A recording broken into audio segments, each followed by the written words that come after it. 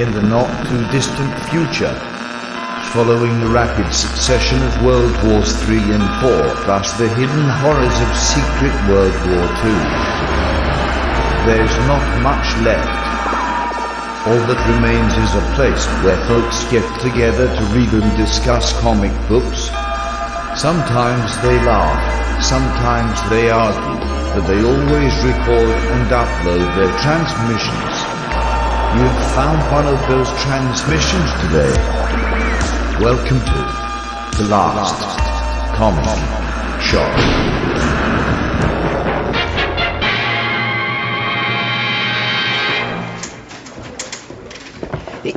Look, it's fresh from the dark room. Mr. Jameson, fresh from the dark room. I got some photos. What? These aren't good photos. These are back page at best. Miss Brandt! Miss Brandt! Look, but Mr. Jameson, it's Spider-Man, and he's fighting the last comic shop. Look, I got my automatic camera. I set it up for you. Why does Peter Parker sound like he's like a 10-year-old kid? What happened to your Peter Parker? Bit by a radioactive 10-year-old. Yeah, it's like Peter Parker meets Jimmy Olsen meets a paperboy. Anyways, it's the last comic shop. We didn't fight Spider-Man, but we are talking about Spider-Man on today's program right from the start. Spider-Man in name only, but he's in there. He's not. It's not even the real Spider-Man, because at the time it was actually the Doc Ock Spider-Man. But whatever. I'm the host with the most, Andy Larson. I've got J.A. Scott and Chad Smith to help me out with this review of The Superior Foes of Spider-Man, and it was done by Nick Spencer and Steve Lieber. We've already done a Steve Lieber book on this show, but we've not done Nick Spencer yet. So this will be awesome for all of our Nick Spencer fans out there, or soon to be Nick Spencer fans if you've never read. We've never done a Spider-Man book either. And, well, we're not really doing one, I guess. We're still not. Yeah. We did do Superman versus the Amazing Spider-Man, but even then, it was only a half of a Spider-Man book. We have to eventually get around to a Spider-Man book, I guess. Like a real Maximum Carnage, right? No! Please, no. Our viewers will love it. That would get massive ratings. Maybe we'll do that when the Venom movie comes out. We'll do Maximum Carnage as our read pile. We'll put that out as a poll, and if there's enough votes, we'll do it around that time. Real quickly, Chad, if there was going to be another Amazing Spider-Man book that you would do on our particular program, what would it be? Oh, there's so many. I would love to do the Eric Larson Return of the Sinister Six. Oh! And its follow-up in the Adjectiveless Spider-Man book, where Spider-Man gets his cybernetic eye and all that other craziness. Now, that was the summertime event. I remember at the time I was like, they're going to make me buy 2 issues a month? I hate these bi-monthlies. Little did I know that would be come back to bite me in the ass later on with triple shipping. But anyways, J.A. Scott, what's a Spider-Man book you would like to read on this? I wouldn't mind revisiting Spider-Man Torment, the first 5 Todd McFarlane Spider-Man issues, just to see if it still holds up. I want to know if it holds up or not. You like all the worst stories. Todd McFarlane writing Spider-Man was terrible. Torment was better than that second story with Wendigo and and all that stuff happening in Canada and the child abuse or whatever. I don't even know what was going on in that. I just know I shouldn't have been reading it. I was just buying it for the covers. I was like, this is awful. The issues with Hobgoblin. Did you have the issue with Hobgoblin with all the writing on the page? And it's like, what the hell's going on, Todd McFarlane? We're just buying this for the pictures. Get all the letters off of there. Nobody cares about Spider-Man going out in the sewers and fighting Mobius. Maybe we'll do that for our Mobius show. I don't know. Next year when Mobius finally comes out. The Back in Black stories, they were awful as well. I mean, you guys listen to all these bad books. If I was going to pick a Spider-Man book that I actually haven't read yet, it would be Spider-Man Spirits of the Earth. All that Charles Vess stuff. That looks awesome. Like, that is some very, very interesting art, and it was at the same time as everybody was doing the Todd McFarlanes and the Eric Larsons, and everything was looking the same. This was all kind of like watercolors and like dreamlike, super neat stuff. I don't know what happens in it, but I want to read it because that art and that cover especially, where he's like on top of the broken building, that's super iconic. I want to read Spider-Man in Scotland. It sounds great to me. How about Craven's Last Hunt? Well, I mean, eventually we're going to have to read that. Like, that's kind of like a no-brainer. That's a classic. Yeah, Right. that's a good one. But speaking of like Kraven's Last Hunt and Spider-Man baddies, because we're talking about the superior foes of Spider-Man and the fact that Spider-Man has the best rogues gallery in comic books, at least in my opinion. Who are the most superior members of the foes of Spider-Man? Not talking about the jobbers and D-listers we'll be talking about today, but who is actually the best Spider-Man villain out there? And we'll start off with our Spider-Man aficionado, Chad Smith. For me, it's always going to be the Green Goblin. And it goes back and forth between Norman and Harry and Norman and Harry. I will dig Nick Spencer a little bit for the most recent storyline he's done where he's made Harry into Kindred. And that's done. But no, Norman Osborn is the one. There was so much pathos there when he knew Spider-Man's identity, but he has amnesia. He's not going to remember. He's the Spider-Man's worst villain, but he's also the father of his friend. Let's have dinner. It's weird. So socially awkward. It was the best. And it tied so well into all the teenage drama that was going on in the Spider-Man books at the time. And from there, the Green Goblin's just one of those villains that had that menace, but also that personal connection that some characters have gotten close over the years, most notably Dr. Octopus. I mean, he did almost marry Aunt May. But at the end of the day, Norman Osborn and the Green Goblin. Okay. Favorite Green Goblin story? Spider-Man 39 and 40. Okay. The first John Romita issues, where they discover each other's identities. Yeah. And it's either that or the death of Gwen Stacy or the drug issues. The drug issues are pretty good. They hold up. J.A., who's your best Spider-Man villain? I almost want to go Kraven just for his killer fashion sense. Anyone who wears a vest that shoots laser beams is just, pretty cool. And I haven't made you read Squirrel Girl yet, Jay, with the Kraven. It has his image painted on the side. It's the best. And I do like sort of those transitional characters like Black Cat, I was going to put at the top. But, I think you still have to knock her down a little bit.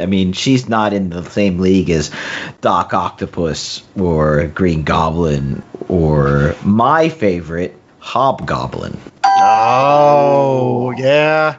I got tired of the whole Harry Osborn, Norman Osborn, Green Goblin, bad, good, they're bad again, they're good again, they're bad again. Hobgoblin was like, this is Green Goblin stories as they should have been told. It was even created because they wanted to do a Green Goblin story, but they didn't want to get into the whole Harry Osborn and Norman Osborn or bring them back again, so they just made a new one. It's got all the good parts of Green Goblin and none of that other crap. Until the 90s. That's true. Yeah, Jason Macendale took over, and then you got the Demon Goblin and all that other garbage. Yeah, that was awful. Much better costume. I do like the hood and the little cape. Like, that does kind of add some menace, especially when you would see the red eyes peering out from, like, the black face. Like, that was kind of menacing. Plus, it gave us some great issues, like my favorite issue from the Todd McFarlane run, The Goblin War, where you got Harry, like, putting on the Green Goblin stuff to fight the Jason Macendale Hobgoblin. I loved that issue growing up. Yeah, but was it as cool as when the Green Goblin, Harry Osborn, teamed up with Spider-Man and Molten Man for 2 or 3 issues of Web of Spider-Man? I don't think so. That's true. Well, you're both wrong. The best Spider-Man villain of all time is Mysterio.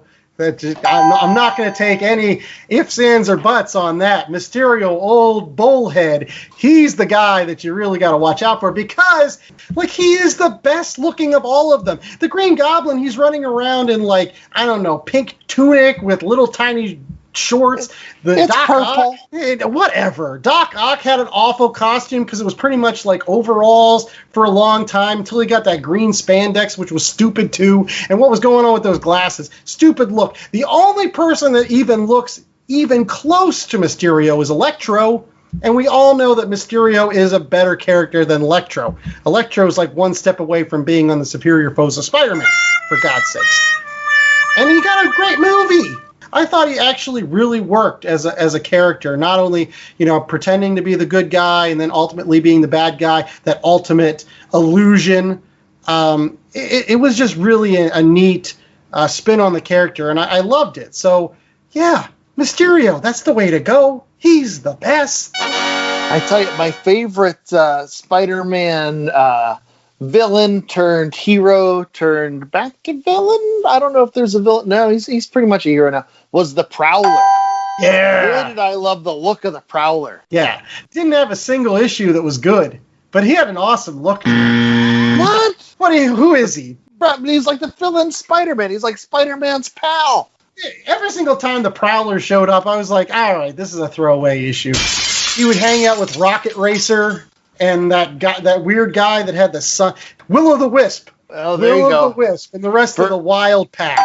I thought you were going with Big Wheel for a minute. Yes, and Silver Sable and all those people that I didn't care about. That's what Prowler hangs out with. He's like one step up from Puma. Oh, Puma. That's a deep cut. Maybe on another show we'll do worst Spider-Man villains. But we've got The Superior Foes of Spider-Man by Nick Spencer and Steve Lieber coming up right after these messages. Your review of this comic book. Stay tuned. Hey, everybody. Hey! I'm Ashley. And I'm Maggie. We're from Rock Candy Podcast. Kind of like behind the music. Except unauthorized and drunk. But come along every week and listen to us talk about artists or albums that you may know really well or may have never heard of while we're drinking beers. Witty things to talk about. Great hot takes with some hot babes. That's subjective, but okay. So go find us on Apple Podcasts, Google Play, Stitcher, TuneIn, and wherever you catch your pods. And with that, Party on, kids. Oh, that sounded forced. Is it not? Looking for a podcast all about nerddom? Want a podcast with an emphasis on representation? The Nerd Alternative is the podcast for you. Join me, Ram. Me, Hassan. And me, Levi. 3 black British nerds tackling the pop culture we love and sharing why we love them. The Nerd Alternative, a sweet melting pot of all things nerdy. Back with more of the Last Comic Shop, and it is now time for our comic book review. Yes, the Read Pile review that we are oftentimes famous for, sometimes infamous for. Regardless of whether you like it or you don't like it, we have it on every single show. So get used to it. This week, again, as I mentioned, we're going to be doing The Superior Foes of Spider-Man, all 17 issues of this particular series. That was done by who, Chad? Okay, so the big names to know are Nick Spencer and Steven Lieber. They, along with Rochelle Rosenberg and Joe Caramagna, cover the majority of the issues, but there were some fill-ins featuring talents like James Asmus, Tom Pyre, Elliot Kalin as writers, and other illustrators like Rich Ellis, who also contributed additional spots here. But Gerardo Sandoval, Carmen Nunez Camaro, Andres Mosa, Nuno Pilati, Sia Pepe Larraz, and Will Sliney. Ah. Yeah, it was right around the Superior Spider-Man era where Dr. Octopus had taken over Spider-Man's brain and started really assaulting his criminals. And so this book spins out of that. Yes. Everybody was afraid of Spider-Man. It was one of the times I stopped reading Spider-Man as a fan. Really Spider-Man shot a guy. Right! And I didn't like any of it. I can remember telling Chad at the time that I was really angry that there was like 1,000 Spider-Man books out there and none of them featured Peter Parker at all. And I thought that was like blasphemy. I was boycotting all Spider-Man at that point. And you remember what I told you? I said, hang in there. They'll fix this in a year or so. Plus, the Superior Spider-Man was the best Dan Slott Spider-Man because he wasn't writing Peter Parker. I mean, he was in there. He was kind of like a ghost or whatever. But it was the one time he couldn't screw up Peter Parker. Yeah, that's true. He didn't make him a multimillionaire Tony Stark ripoff. I know that much for sure. Why would any Peter Parker date Mockingbird? I don't know. That was the weirdest part about that. Mockingbird of all, not hook him back up with Felicia Hardy, not hook him up with any of the other thousands of folks that Peter Parker's been with. We're going to give him Bobby Morse because that makes sense. Spider-Woman. Why not Spider-Woman? Yeah. I mean, if you're gonna do one of those wacky, I don't know. She's a super spy. She has like spy things. She could have fit in that role. Nah, Bobby Morris. Let's give him Hawkeye sloppy seconds. That doesn't make any sense to me at all. Any case, what does make sense to me is the 10-cent synopsis. And hopefully it'll make sense to you by the time I get done with it. So the 10-cent synopsis of these 17 issues of the Superior Foes of Spider-Man is you get to find out about the lives of the Spider-Man jobbers. As you might know in wrestling terminology, a jobber is a guy that takes a lot of falls. He is the guy that's set up to lose and make other people look better. In this case, Spider-Man. Over the years, there have been a certain subset of Spider-Man baddies that are kind of like that lower tier. Folks like Boomerang and our quilted friend, the Shocker. Folks like the original Beetle, although he doesn't show up in this as the Beetle, he shows up in this as Mach 7, Mach 8. I think 7, yeah. But the new Beetle shows up in this series, as well as Speed Demon and Overdrive, who's kind of a new character to the illustrious fraternity. And ultimately, at the end of the day, they decide to not become the Sinister Syndicate, as you might know from great 90s series like Deadly Foes of Spider-Man. No, they decide to be the Sinister Six, because they're 5. Anyways, long story short, this is really a story about Boomerang, though. Honestly, he's your protagonist throughout these 17 issues. It's really a story about Boomerang's original fall from grace, from being a pitcher to being basically bullseye wannabe, a guy that's never really got his time to shine, that's always playing catch-up, kind of a schemer, a scoundrel. A screw-up. He's not a scoundrel. I think calling him a scoundrel is giving him too much credit. That's true. He's the world's worst crime boss. Right. But he's trying to lead his team on a variety of different capers, from to originally get legendary Silvermane's head, and to then eventually getting a painting of Dr. Doom in which you can actually see his real face that was done in, like, I don't know, a Titanic kind of, paint me like one of your French girls. Yeah. Glorious. But by the end of it, Boomerang double crosses everyone, triple crosses some other folks, Owl shows up, Hammerhead shows up, all these kind of weird characters that are not the main Spider-Man baddies. You do not get Dr. Octopus in this. Well, you kind of sort of do because he's Spider-Man. But you don't get other folks, like you don't get Kraven, you don't get Mysterio, you don't get Green Goblin or Hobgoblin or any of the guys we've talked about on the first segment of this show. It's surprising you don't get Electro. I still think he belongs in this kind of tier. But yeah, that's pretty much what it is, being bad guys, and what the bad guy life is like. The bad guy support groups, where you get a nice cameo by Dr. Bong. Yes. The greatest part about the supervillain support group for me is the fact that it reintroduced Grizzly, which actually is a huge, huge part of another great Nick Spencer run, his Ant-Man run, where you get basically Ant-Man teaming up with Grizzly to start like a security firm or something like that. And they're with, Machine Smith.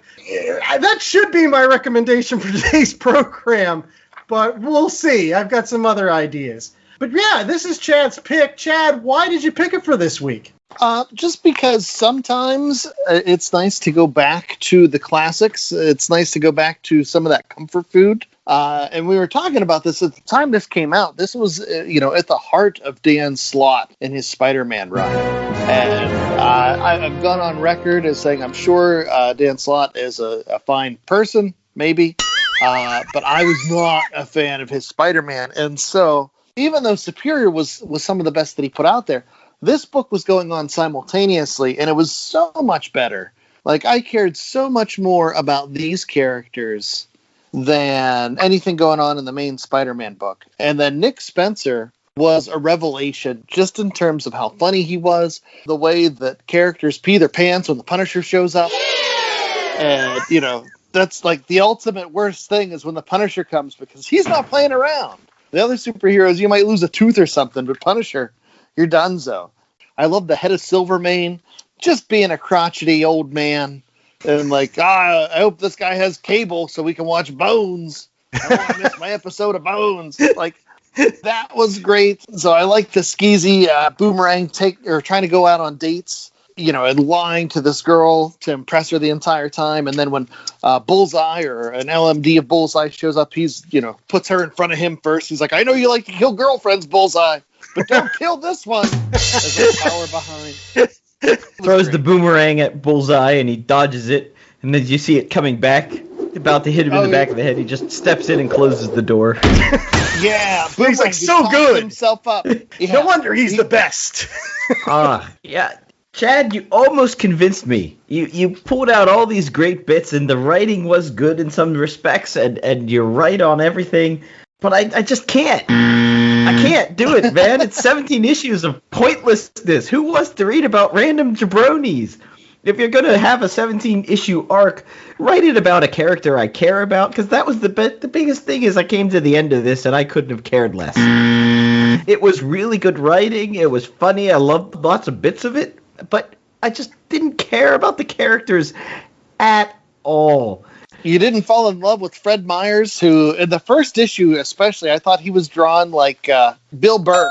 You didn't fall in love whenever Mach 7 would try to leave, and that gag where he got stuck every time. Yeah, it was just over the top. What it did remind me of, and I think they played with it a bit, was A, how bad these characters are, and B, how bad their costumes are. Like, who created these costumes? They probably made sense in the moment when they were made, but you put them all together, it's like they went to the Rent-A-Tux place and got the worst villain costumes they could find. This is you know what it is? It's nerd prom for bad guys. Well, and I will say this, that they missed out on a golden opportunity throughout this entire series not to bring up the original Boomerang costume, because they show the one that we all know, like the blue and purple one with the boomerangs on the chest and the head. But nobody remembers the first time that Boomerang shows up in an issue of Hulk, and he's got basically, I don't know, like red bubble wrap all over himself. He looks disgusting. He looks like he has the measles. It's the worst costume I've ever seen anybody wear, and they missed out because that is Fred Myers too. Everybody thinks of him as a Spider-Man baddie, but he showed up for the first time in The Incredible Hulk and tried to capture The Incredible Hulk for some bizarre reason for the Secret Empire. Believe it or not, that's where the whole notion of the robe guys come up when he's like, is this a sex thing? I won't lie. It's still one of my favorite lines in that. That and Silvermane riding around on the little RC car. That just makes it for me. I can't lie. This question's for J.A., and I know this might not be the case, but I want him to defend himself just in case people are out there thinking this. Could you not get into these characters because they were bad guys? No, I don't think it was that, because, we read that Joker book and better criminals, better characters with more characterization to them and bigger histories are interesting. They're jobbers because they're jobbers. They're just not interesting as characters that much as well. I disagree. I thought they were interesting because they were jobbers. Oh, and they're pointing out all the jobber flaws. Like, it takes one to know one. And when Hammerhead shows up, they're like, oh, so I thought you weren't doing the James Cagney thing anymore. And, like, they cut to the quick on all these characters and, like, oh, shocker, he's our coward. Like, that was great. I mean, I won't lie that, like, I'm actually very surprised, J.A., because you've been a big fan of, like, movies like Reservoir Dogs over the years, and I thought there were aspects, at least, of this where it's like, these are the lovable losers. These are the guys that don't get the cred, but, like, basically, punching the supervillain time clock day in and day out to try to make a quick buck here and there. And it's kind of sometimes neat to hear about those folks that don't get to the lofty heights. It makes them more human in some ways. I mean, I had difficulty at points because every single time I wanted to care about Boomerang, he ended up being a real jerk. And I was just like, eventually, it's really hard to care and relate to somebody when they constantly are a jerk. Like, I've seen things in which, the criminal is the protagonist or whatever, but at some point they have some sort of redeeming thing where you're like, yeah, all right, he's lovable, I like him. Honestly, Fred was just a douche at times, and I was just like, I don't know about time. You root for him in spite of who he is, I feel. And I'll also say his fashion sense has gotten better. I really like the newer costume, especially compared to the blue and purple one. And I didn't even know about that red and white one. That was just terrible. Well, I will say this. I mean, my initial thought about this is I enjoyed it. This is not the first time that I've read these 17 issues. Honestly, the biggest flaw with this series for me is that it's too long. This is a 12-part series at most. And it has like basically 5 issues of filler that are sometimes unnecessary. Sure, you get one issue that's okay. You know, the origin of the new Beetle. I understand that. It's kind of neat how she steals all that other little girl's presents in that. And then Tombstone's like, many years later, it's the anniversary of your first hike, darling. And he's actually a really good dad. Like, it warmed my heart. Like, I actually felt for Tombstone. But there were other issues that were, like, legitimately, I had no idea why they were there. There was the supervillain support group where they were talking about the new Spider-Man and how he's beating people up and how they were scared of him. And I think that was just a tie-in, but at the same time, I was like, well, I don't think it's necessary. And there were a couple other ones I thought that were like that you could have shortened this and made it a little more digestible by cutting a couple issues out. And I don't think I ding Nick Spencer for that. Maybe that was what he was told to do. Like, he's like, we have 17 issues, you're going to write this, and they had to put some fillers in. But at the same time, I think that's sometimes the problem with comic books overall, is that you have this story, it works for a certain amount of time, and eventually you have to stretch. Yeah, I think you can definitely tell when there were the fill-in issues. I want to say it was like issue 11. The story basically stops and they start going into all these things. Yeah. But yeah, it fits within that Boomerang character to do one or two schemes too many to the point of obnoxiousness. Like, there are too many twists and too many things. But I thought it all fit. Well, I'm glad that you brought up the moves too many kind of situation, because there was a question that I had for J.A. in terms of the fact that he wasn't, into this book as much. I'm sure that for folks that have read this and have listened to previous shows, there are a lot of similarities between this particular book and another Marvel book we covered a couple of weeks ago in Hawkeye Freefall. I mean, you really loved Hawkeye Freefall. What was the difference between Hawkeye Freefall in this book? Editing. Okay.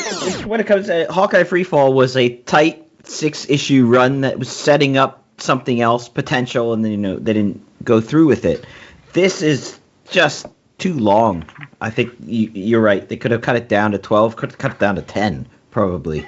The issue where Bullseye comes in, like, another one. How many characters are you going to throw into this story that show up for half an issue for no reason other than you didn't need that? It didn't progress the story any farther.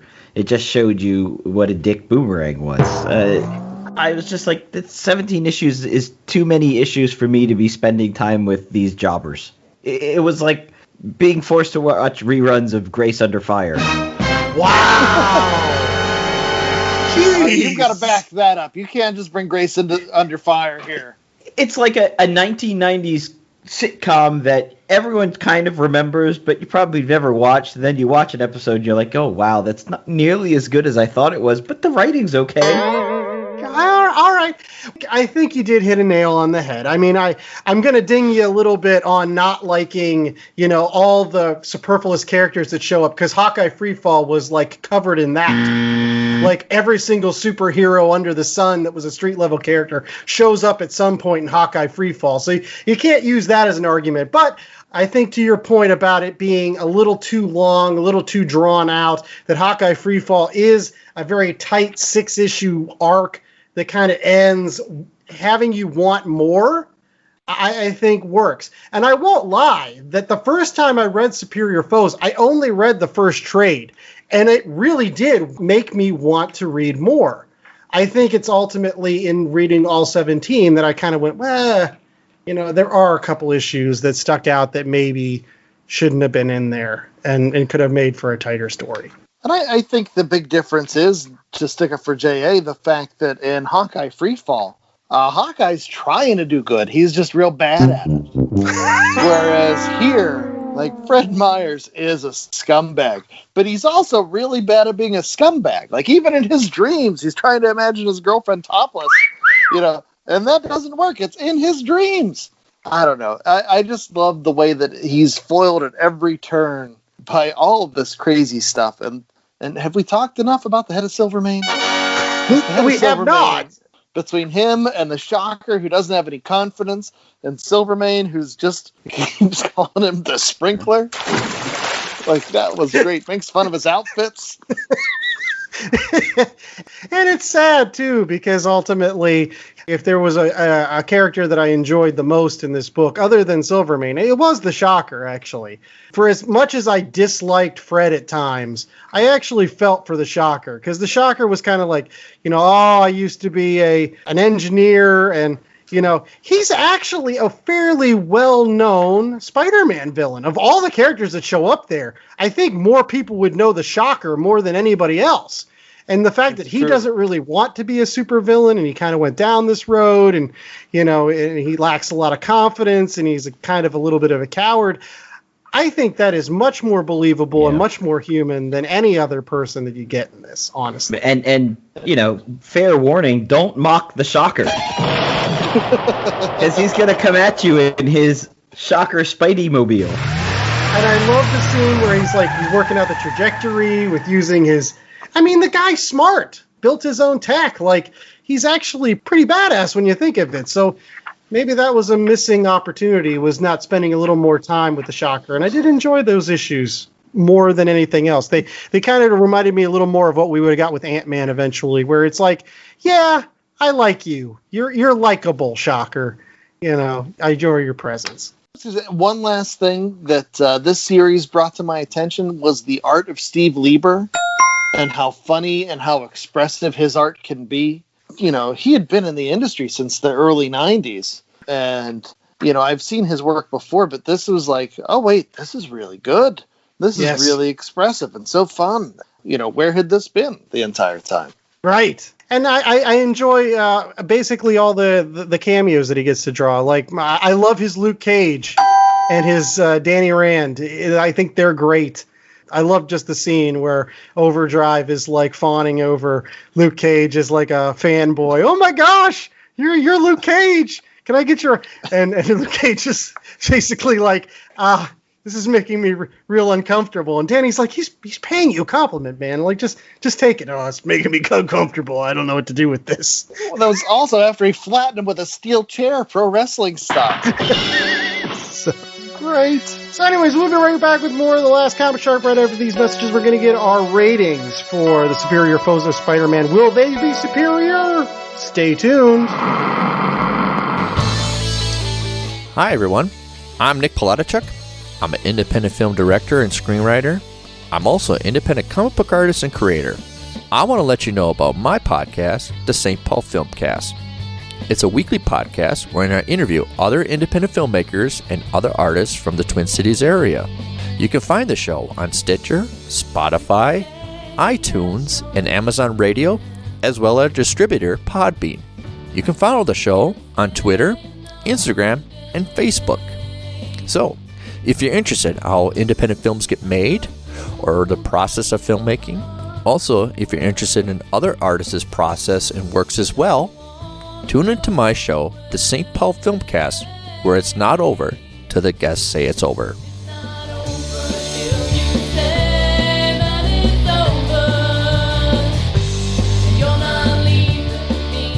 All right, we're back with more of The Last Comic Shop, and it is now time for our ratings, where we tell Nick Spencer and Steve Lieber, hey, we got a 1 out of 4 scale, and you made this comic book, and you worked really hard on it, and that's great, but as semi-critics, we reserve the right to assign numerical value to it, sir. That's right. We're from the internet. We can do what we want. We are superior to you in some ways. Or we're those lousy jobbers that you wrote, comic books about. Probably more of the layer. So, in any case, the 1 out of 4 scale is going to be what this week, J.A.? 1 out of 4 boomerangs. Hey! I like it. Make sure you don't shut the door on those. In any case, we've got J.A. Scott. He's going to start off our ratings.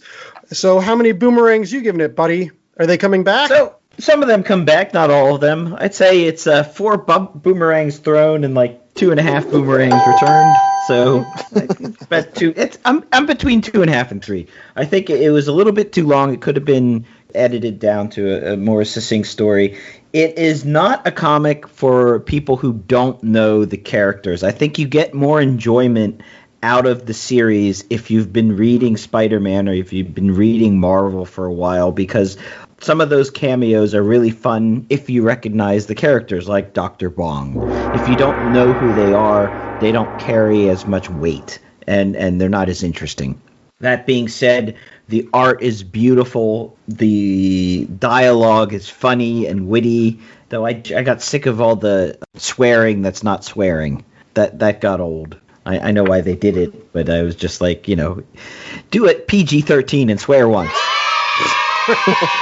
It was kind of it's like watching those movies where they're about to swear and they cut to the next scene so they can get away with not swearing. Like watching Major League on USA. Strike this guy out.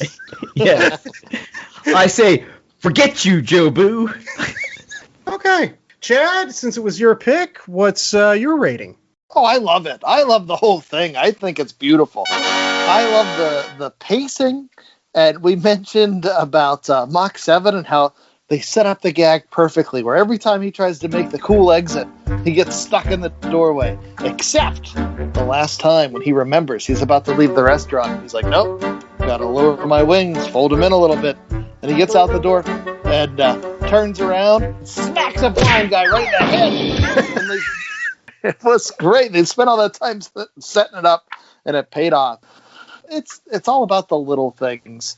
It was about Shocker gaining his confidence. It was about Speed Demon bringing the dog back to the little girl and then going back and bringing the food back and then the leash. And it was about getting to know Janice Lincoln, the new Beetle, who I think is a really great addition to the Spider-Man Rogues Gallery. And like we said, the art is beautiful. Steve Lieber has that style of cartooning that is super expressive, super clear and clean, and he knows how to tell a story. And I alluded to his pacing earlier. Like, everything here is just great, fun comics.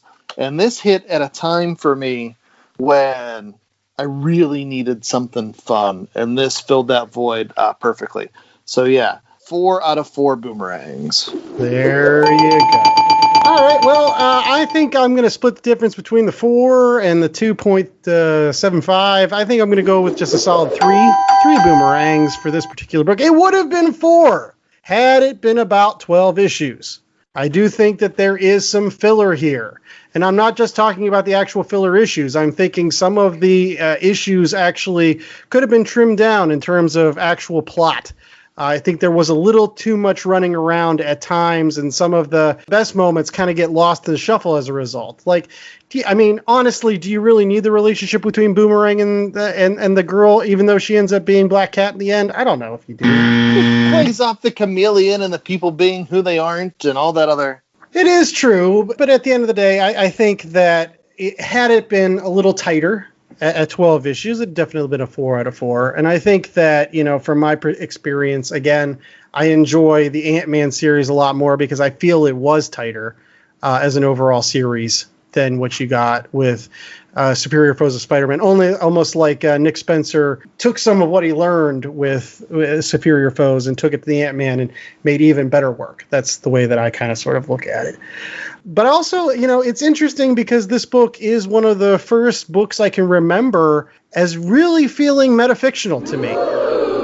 This is a book about making fun of supervillains, especially supervillains that are ridiculous. And, there's like this whole panel where all of those D-lister villains show up, at the beck and call of the owl, like Man Mountain Marco and The Fly. And I think Bi-Beast is in that panel, which is weird because he's a really powerful Hulk villain. And again, I don't know why he's there, but whatever, he's there. And basically Nick Spencer's having fun saying, hey, look how ridiculous some of these supervillains are and how we shouldn't really take them seriously at all. So for those folks that may not like that kind of stuff, this might not be your bag. You might be like, oh, this cuts a little too much to the quick. And I actually really like these characters, so I don't know why they're making fun of my friends. For those people that Speed Demon fan out there, come on. Yeah, who's not gonna laugh when you see Silvermane dressed up as Starchild from Kiss? Hey, Speed Demon was a member of the Squadron Supreme, so like there's folks that are like the Squadron Supreme. They're reading that Heroes Reborn right now, so he might like that. I mean, I don't know. Whatever. In any case, one thing that's never small on our show is recommendations. We try to make those as large as possible to cast that net out there, to bring folks into that comic book tent by telling them about comic books they can pick up at their local comic book store, in addition to the 17 issues of Superior Foes of Spider-Man, which you can get in trades or in single issues. I've seen them in buck bins, so pick some of them up in buck bins for shores. And on this show, we often do a current book, a similar book, and a book out of left field. And we're going to start this week with our good friend, J.A. Scott, who's got a out of left field pick, which is more than just out of left field. I think it's in the next county. Oh, yeah. So we're going with the Marvel Inferno crossover, which was a company-wide crossover that took place in 1989. Wow! Did you get the omnibus recently? Because they got that in omnibus. No, but I might have to, because there's a lot of cool things that happen in this. I picked it because it's one of the first big storylines with Mr. Sinister, one of my favorite X-Men sort of second-tier bad guys. It takes place, obviously all the mutant titles, Uncanny X-Men, X-Factor, Excalibur, New Mutants. Essentially the story of Madeline Pryor becoming the Goblin Queen and Magic finally changing into Darkchild. Hobgoblin becomes a demon. Written by Louise Simonson, Chris Claremont, Steve Englehart, Jerry Conway, David Michelini, Ann Nocenti, Walter Simonson, John Bogdanova, Terry Austin, and Juliana Jones. So pretty much everybody that worked at Marvel in the 80s.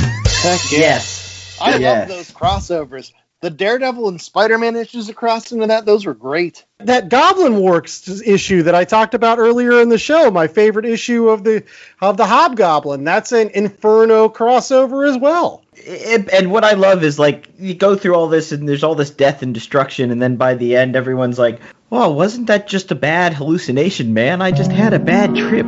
Wondering what Which is so classic with Marvel, right? They have this big crossover event, all this massive stuff happens, and then at the end of it, they're like, well, everything's back to normal. Don't take the brown acid. I was wondering whether you were going to bring up the fact that leading up to that series, Cyclops is the biggest dick ever to Madeline Pryor, who had his kid.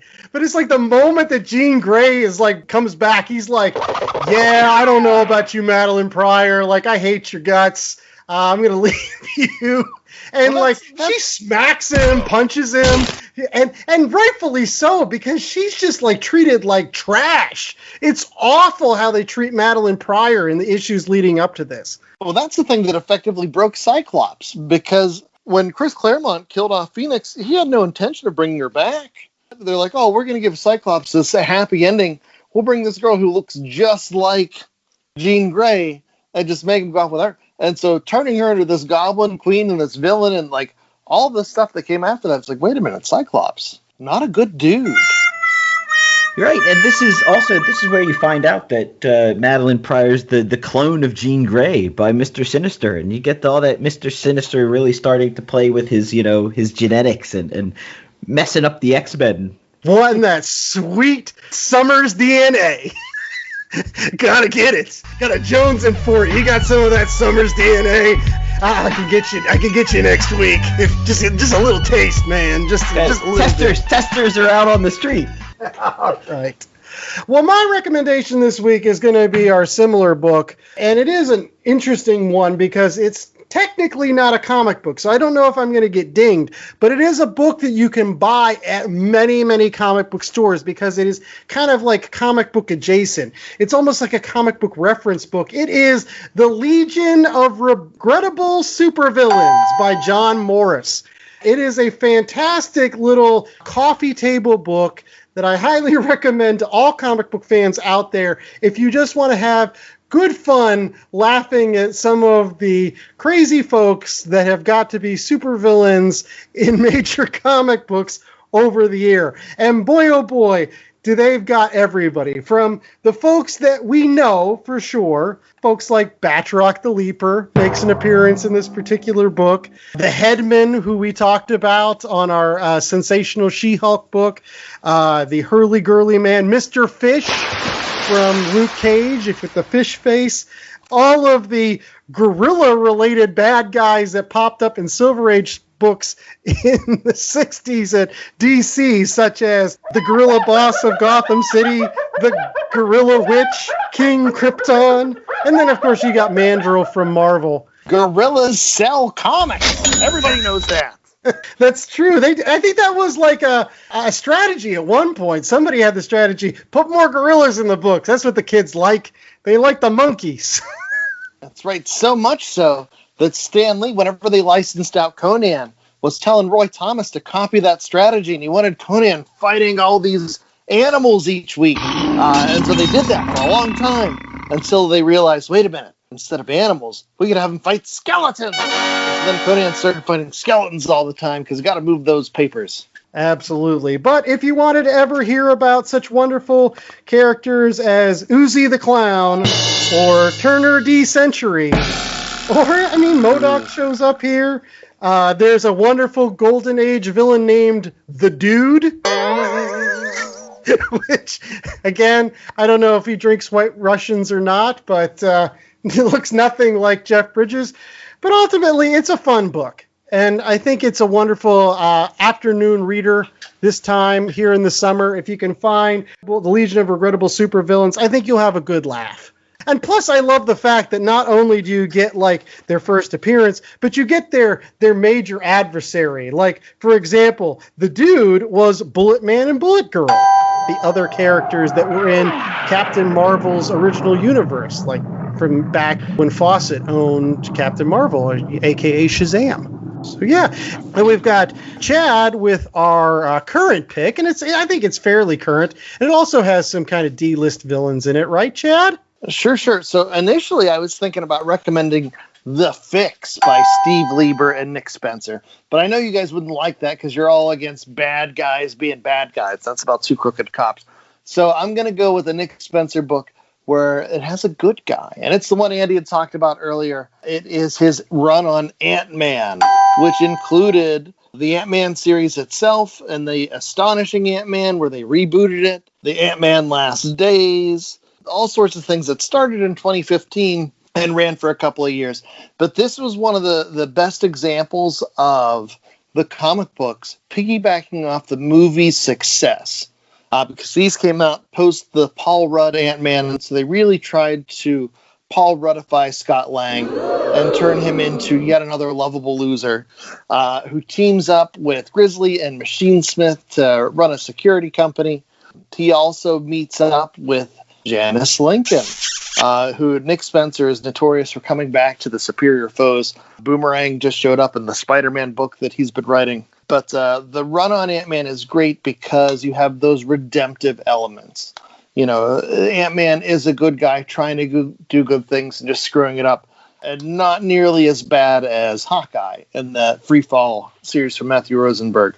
You know, Ant-Man is trying to do what's best for his family. He has his young daughter who's trying to protect and impress. It's just a really great story. It's really heartwarming. You can get the complete collection for a little over $35. I should mention the artist too. It's Nick Spencer's the writer. Ramon Rosales was the primary artist, in addition to a couple other folks. But it's definitely worth your time. If you enjoyed Superior Foes, give Ant-Man a try.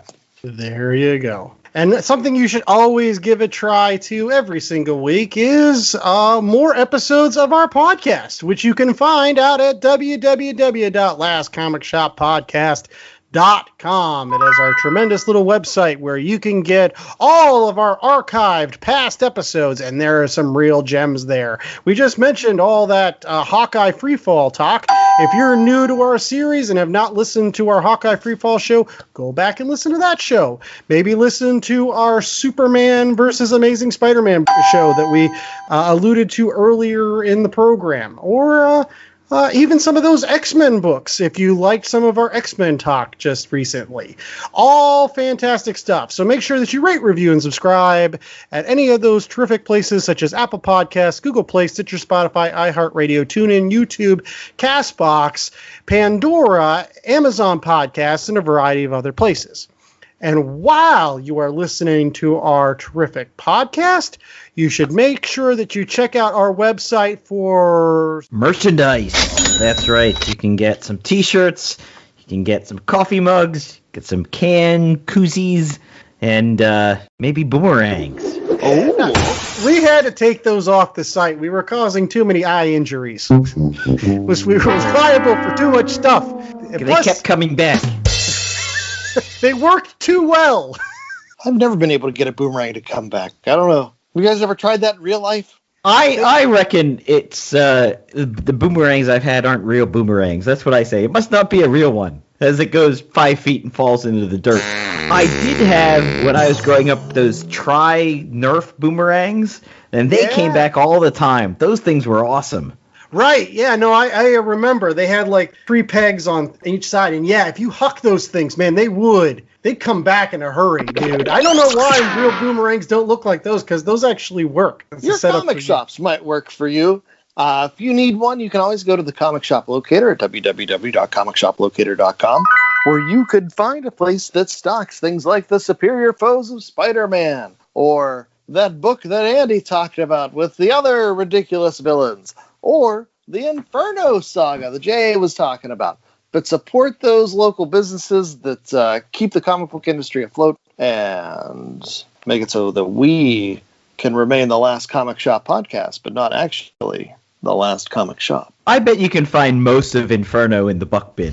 There's some issues I guarantee you can't. Find me an issue of the Goblin War in a buck bin. That seems like something that would be hard to find because that's Todd McFarlane art. Yeah, the McFarlane's art there, and that was the introduction of Typhoid Mary was part of the Inferno crossover. So you're not going to find that one. But some of those X-Men ones you can. Some of those X-Factor, X-Men, they're out there. They're great issues. They have that Mark Silvestri art, the Walt Simonson art. There's really good stuff. Absolutely.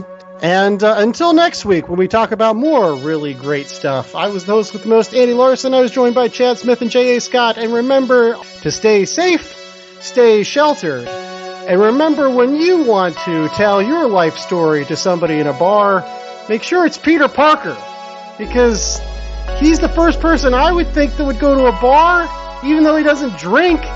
He seems to spend a lot of time in these places. What is he doing there? Just listening to the jukebox? That's a good point.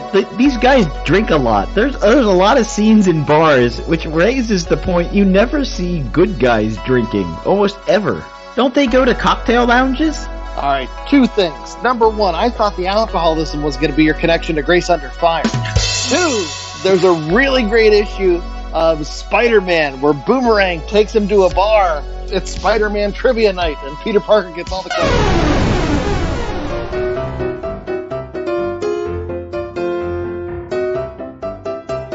The Last Comic Shop was a 2021 Black Angus production.